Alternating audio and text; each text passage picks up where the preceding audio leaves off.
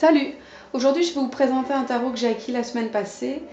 C'est le Arcus Arcanum Tarot. Alors, c'est un tarot qui est épuisé depuis quand même pas mal d'années. Il a été publié, je sais pas quand, je crois dans les années 80 ou 90. Et il est assez difficile à trouver. Il y en a quelques-uns sur Amazon.com. Et je crois que le Palais du Tarot en a aussi encore quelques-uns en stock, mais à un prix assez élevé, malheureusement. C'est un tarot que moi j'ai trouvé dans une petite boutique à Bruxelles. Une boutique touristique, curieusement. On est allé dedans avec mon compagnon parce qu'on avait des amis qui visitaient Bruxelles. Et on a vu qu'ils avaient plusieurs tarots à vendre. Et donc mon compagnon m'a offert ce tarot-ci. Et je suis super contente de l'avoir pour un prix tout à fait démocratique. C'est un tarot qui, sur internet, quand je regardais les images, ne me parlait pas particulièrement. Mais quand je l'ai eu en main, tout de suite, il m'a plu, il m'a vraiment parlé. Et je suis vraiment contente de l'avoir maintenant. Alors c'est un tarot qui a été illustré par un Suisse dont le nom est, attention, Hans-Rudi Wascher. Je ne sais pas si je prononce correctement. Le contenu et le livret a été écrit par Günther Hager, qui est un Allemand, qui est un philosophe et qui a travaillé, qui a consacré sa carrière en fait au tarot. Il a écrit pas mal de livres sur le tarot en allemand. C'est un tarot qui a été publié puisqu'il est épuisé par A.G. Müller. Et donc il vient dans une petite boîte classique, donc à la taille du tarot. Il vient aussi avec un petit livret blanc comme on dit. Alors c'est un livret que je ne trouve pas bien traduit du tout. Donc voilà, donc la traduction est très mauvaise, malgré les mots sophistiqués, il y a beaucoup d'erreurs. Donc ici on a une petite introduction, une petite préface sur l'histoire du tarot. Ensuite on a une introduction au tarot qui nous explique un petit peu comment ils ont créé ce tarot. Donc en fait, Arcus Arcanum ça veut dire l'arc mystérieux. Et pour le créateur du jeu, donc, comment il s'appelle encore, Günther Hager, l'arc c'est ce qui lie le conscient et l'inconscient. Donc pour un tarot, ça lui semblait particulièrement parlant. Donc ils n'ont pas voulu faire un tarot très mystique, kabbalistique, astrologique, etc. Ils ont voulu enlever tous ces symboles qui rendent le tarot trop compliqué, selon eux, enfin selon lui, selon Günther Hager. Pour faire un tableau plus simple et plus abordable pour tout le monde.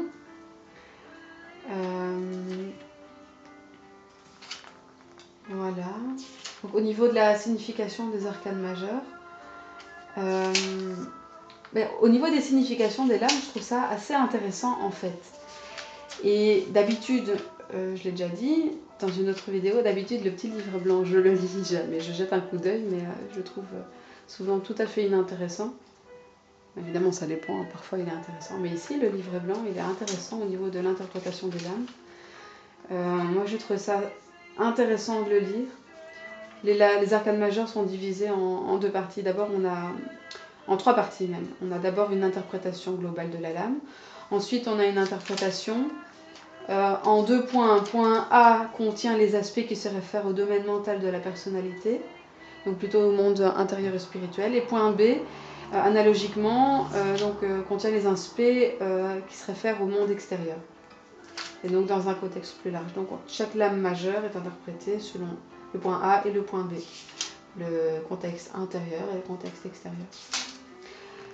Voilà. Au niveau du livret, il y a aussi 2 tirages que je n'ai pas pratiqués parce que je les trouve vraiment pas simples. Le tirage de la Croix-Tau qui me parle absolument pas. J'ai essayé de le lire, j'ai pas vraiment compris ce qu'il voulait dire par ce tirage. Et j'ai pas pris le temps de m'y pencher plus que ça. Et le tirage... Ah oui, aussi, il appelle ces tirages par des noms bizarres. Donc la Croix-Tau, c'est le tirage OT920. Voilà, on peut le voir ici. OT920, je sais pas pourquoi il appelle ça par ce nom-là. Et plus tard dans le livret, quand il parle des tirages, il s'y réfère par ces numéros-là, OT920. Et ici, c'est OT917. Donc le tirage OT917, celui-là, je le trouve plus intéressant. Même si je ne l'ai pas pratiqué non plus. C'est un tirage, c'est une suite de questions en fait. Donc je pose une question, je tire une lame. Et en fonction du numéro de la lame, je regarde dans le paquet de lames et je tire la lame dont la position dans le paquet correspond au numéro de la lame. Lui, il parle que des lames majeures par contre. Dans ces tirages, il n'y a pas de lame mineure. Donc voilà, peut-être que je vais le tester un jour, peut-être pas. Au niveau des arcanes majeures, là je trouve aussi l'interprétation, enfin le petit livret assez intéressant. Donc il nous parle d'abord des séries et de ce que représentent les séries, donc la série de bâtons, de deniers, d'épées et de coupes. Et ensuite, voilà, chaque lame est classée par numéro. Donc on a d'abord les as ensemble, puis les 2 ensemble, les 3 ensemble, les 4 ensemble, et ainsi de suite. Et ensuite, les figures. Alors on a encore ici un autre tirage, donc ça c'est la croix celtique classique. Et c'est fini pour le livret. Alors au niveau des lames, ah oui, dans la petite boîte on a aussi une petite lame d'illustration. Et une autre petite carte qui nous décrit en fait l'illustrateur et l'auteur du tarot. Alors, au niveau des lames, je trouve le graphisme, c'est vrai, un petit peu vieillot. Donc on voit que c'est pas des... Là, voilà. On voit que c'est pas des lames actuelles. Donc on voit, c'est un peu dans le style des anciennes BD des années 80. Et les coloris, c'est vrai, sont un peu assez vifs, mais là aussi un peu vieillot. Au niveau de la lame de l'amoureux, on voit vraiment ici l'interprétation qu'on en fait du choix. Donc on voit le couple qui se trouve à un carrefour, qui doit choisir entre soit rester ensemble, soit partir avec d'autres personnes. Mais au niveau de l'interprétation de la symbolique des lames, elle est tout à fait classique au niveau des lames majeures. Donc les symboles sont classiques. C'est un jeu qui se base sur le Rider-Waite-Smith. Et au niveau des lames majeures, c'est vraiment un clone du Rider-Waite-Smith. Voilà. J'aime beaucoup les images, je les trouve parlantes. Voilà pour les lames majeures. Au niveau des lames... Voilà.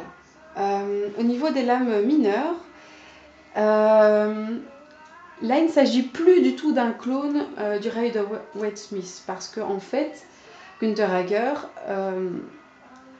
a repris la signification des lames d'une manière générale du Rider-Waite-Smith au niveau des mineurs. Donc les mineurs sont illustrés, mais parfois la signification a dérivé et parfois elle se rapproche beaucoup moins de celle du Rider-Waite-Smith. Donc je vais vous donner quelques exemples en regardant le jeu quand je vais le passer en revue avec vous. Voilà, par exemple ici le 2 de denier. Donc on a plutôt des personnages. Logiquement le 2 de denier au niveau de la représentation dans le Rider-Waite-Smith, je ne sais pas si tout le monde l'a en tête, mais c'est une espèce de fou qui joue avec les 2 deniers, quoi.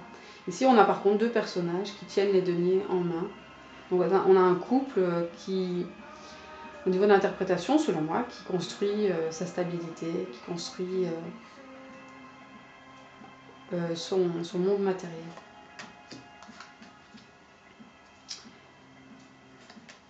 Voilà. Ici, au niveau du 5 de Pentacle, c'est vraiment aussi un exemple du changement opéré au niveau des lames mineures. D'habitude, le 5 de Pentacle qui est cloné du Rider-Waite-Smith, ou qui s'en inspire, représente deux personnages et on voit vraiment qu'ils sont pauvres, ils n'ont plus rien, ils sont à la rue, ils sont habillés de haillons, c'est la nuit, c'est l'hiver, il neige, ils ont froid, ils n'ont rien pour se protéger, ils n'ont plus aucune possession matérielle. Tandis qu'ici, on voit clairement, par exemple, on pourrait imaginer que c'est un percepteur des impôts et que les autres personnages ont pris une partie de la richesse des deux personnages, pourtant il leur reste encore 2 deniers dans la main, donc il leur reste encore des choses, des possessions pour continuer à vivre, même si l'avenir sera plus difficile, ils vont pouvoir continuer à vivre plus ou moins correctement. Donc là on voit vraiment une différence au niveau de la signification de cette lame. Par contre, au niveau du 6 de denier, on voit ici deux personnes riches, donc des personnes de la bourgeoisie médiévale, puisque c'est un jeu qui est d'un univers médiéval, qui donne donc de l'argent aux personnes du peuple. Donc c'est vraiment, là au niveau de la signification, c'est une signification classique, clonée du Rider-Waite-Smith.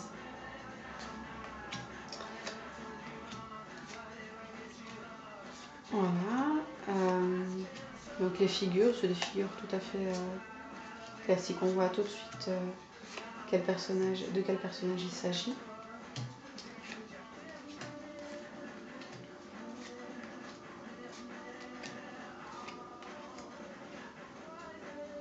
J'aime bien le set de coupe parce que on voit ici donc au niveau de l'image là c'est classique aussi, c'est très inspiré du Rider-Waite-Smith, donc on voit tous les espèces de chimères autour des coupes.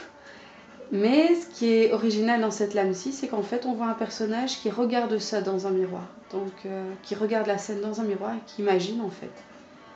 Donc je trouve que c'est une belle variation autour de cette lame.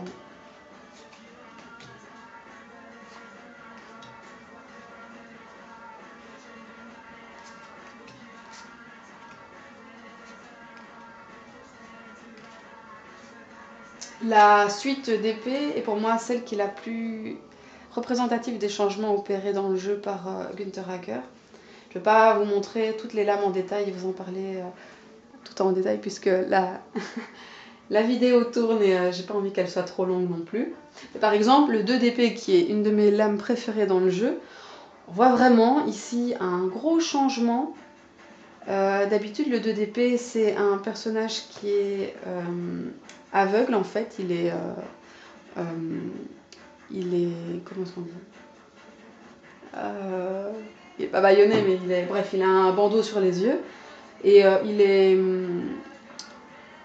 enchaîné également, donc ça signifie qu'il ne peut plus bouger, qu'il est coincé. Ici, le fait d'être coincé est représenté par un autre personnage qui tient des épées et qui nous empêche d'avancer. Là, au niveau de la signification, c'est la même, c'est juste l'image qui a changé.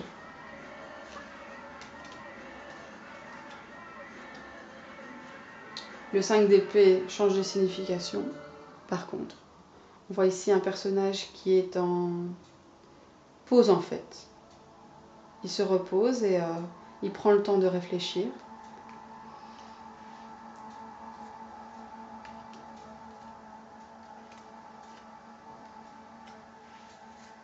Voilà. Et la lame qui est la plus représentative pour moi des changements opérés dans le jeu, c'est le 10 d'épée. C'est aussi une de mes lames préférées dans un tarot habituellement. Donc, je ne sais pas si vous y visualisez la lame pour l'instant pendant que vous m'écoutez, mais le 10 d'épée, traditionnellement dans la représentation du Rider-Waite-Smith, c'est un personnage qui est percé de 10 épées et donc qui meurt. Tandis qu'ici, dans le Arcus Arcanum Tarot, le personnage a certes vécu une bataille difficile, il est blessé, il est à genoux, il a à peine la force de se tenir droit, par contre il est toujours en vie. On voit à terre les 9 épées de ses adversaires qu'il a récoltées. On voit qu'il est victorieux, qu'il a gagné la bataille, même si, malgré sa victoire, il va en payer les conséquences puisqu'il est blessé, il va avoir beaucoup de mal à se remettre, tant physiquement que psychologiquement, on peut imaginer. N'empêche qu'il est victorieux, il a gagné la bataille, contrairement à la signification habituel du Rider-Waite-Smith. Voilà.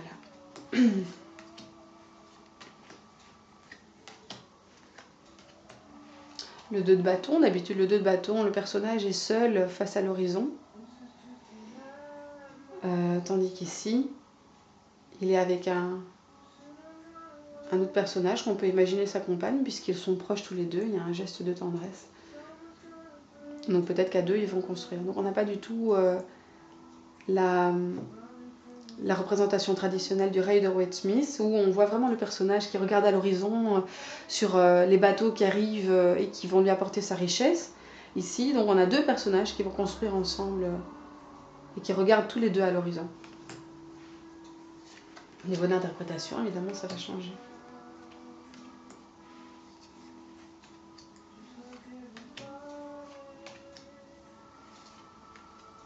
Le 10 de bâton qui est aussi complètement modifié. D'habitude, le 10 de bâton, c'est un personnage qui porte le fardeau sur ses épaules. Tandis qu'ici, oui, il a vécu quelque chose de difficile, le feu s'est éteint et il est prêt à repartir malgré sa fatigue, malgré le fait qu'il a envie de continuer, il est prêt à repartir.